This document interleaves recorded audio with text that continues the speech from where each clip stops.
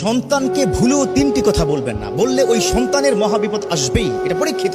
এক নম্বর কথা, সন্তানকে ভুলেও লানত দিবেন না। হয়তো রাগ করে বা সে কোনো বেয়াদবি কি করে ফেলেছে, অথবা আপনার সামনে মিসবিহেভ করে ফেলেছে, তারপরে যদি আপনি তাকে বলেন এই পোলাডারে জন্ম দিয়াই ভুল করছি, আছে না নাই, সমাজে আছে না এই কথা বলে, আহারে এই পোলাটা কেন যে হইলো, আমার কপাল পোড়া, এত মানুষ মরে এই পোলা কি মরে না কেন? একটা কথা বলে ফেলেছেন, আল্লাহ পর্যন্ত কিন্তু পৌঁছে যাবে, সারা জীবন কান্না করবেন, কাজ হবে না।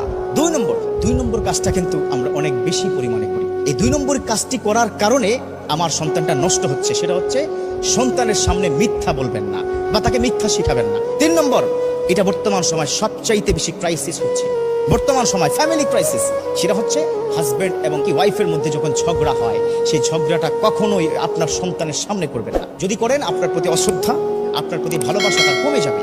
আল্লাহ আমাদের প্রত্যেককে বুঝার এবং মানার তৌফিক দান করুন, আমিন।